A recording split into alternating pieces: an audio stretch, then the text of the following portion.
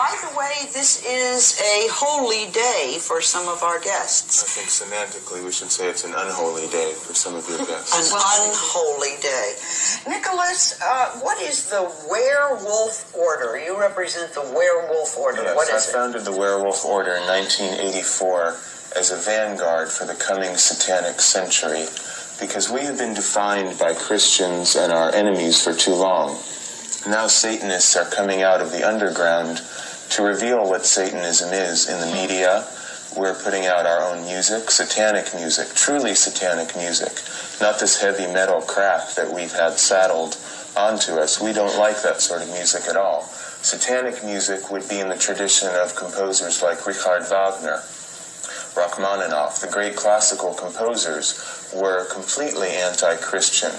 The Ring cycle of Richard Wagner was a complete opposition to the Christian hypocrisy. And what the Werewolf Order represents essentially is returning to the Western European tradition that predated Christianity.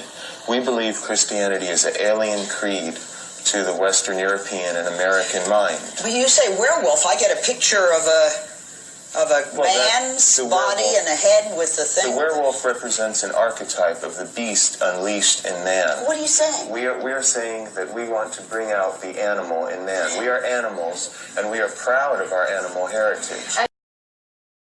These people were the direct legacy of the Great War that happened in Kemet, that took Kemet down, the first level of Kemet down.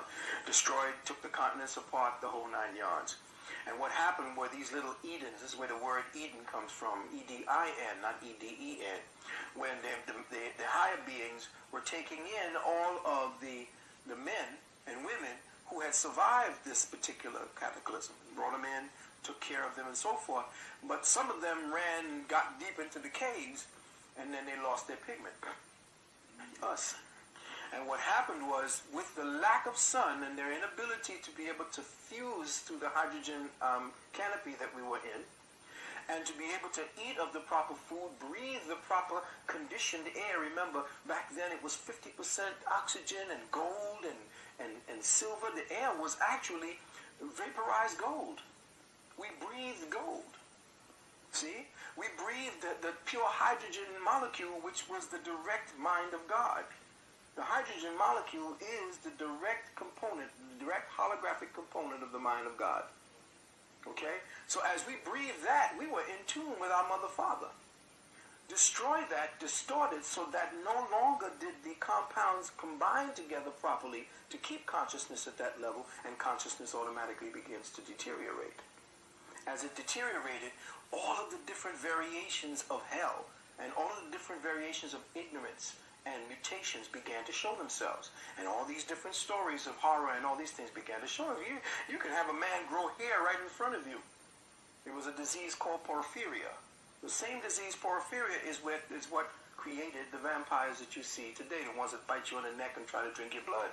Why do they drink your blood? Because in their body did not have the ability to synthesize femiron or ferrous iron into hemoglobin iron.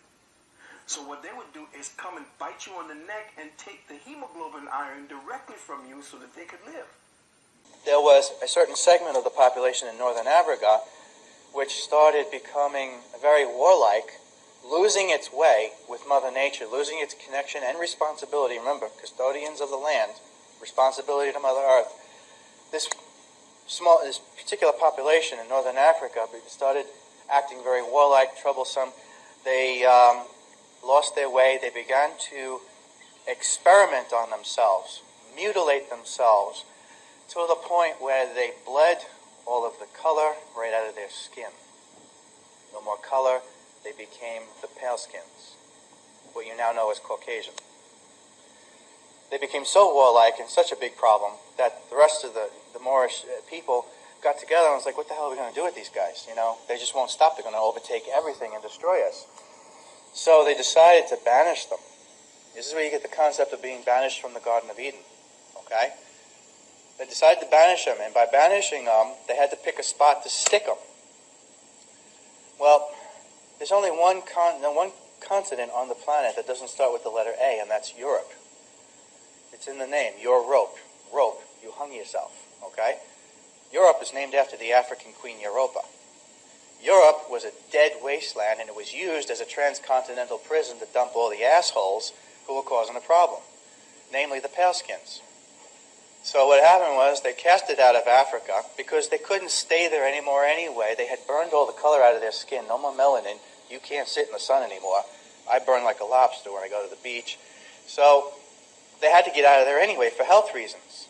There were several reasons. One, they were no longer part of the family of men. Two, they were pale skinned. They couldn't stay in the sun anymore. Three, they were destroying the environment, polluting it, experimenting on themselves in abominable ways, producing these defective genetic offspring that you wouldn't even want to speak of. A good example would be the abominations you saw in Lord of the Rings trilogy, all those disgusting things that were created by Sauron, okay? They dragged them across the deserts of Arabia. This is where the bitterness begins. Their pale skin being scorched by the desert, and dumped them in the cooler, less sun-like atmosphere of Europe. Could it be that the Bray Road werewolf is an evolutionary fluke with ties to a much more distant past? Ancient Greeks described a race of werewolves 5 centuries before the birth of Christ. They talked about the Nuri being a people or being that would once a year turn into werewolves. And if you look at some of the old legends from ancient Greek, you find that they actually spoke of werewolves being part of the Olympics. Dr. Lauren Coleman is a cryptozoologist and author of Mysterious America.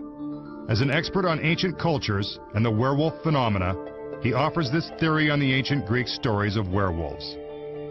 I think that it may be a remembrance to Neanderthal, that there may actually been survival of Neanderthal late into some of the historic times, and these more hairy creatures coming from the hills, being a little more ferocious than the Cro-Magnon, may have given rise to some of the werewolf legends. Is it possible that werewolves are evolved Neanderthals that have slipped through the fabric of modern civilization? Science has yet to prove such ideas.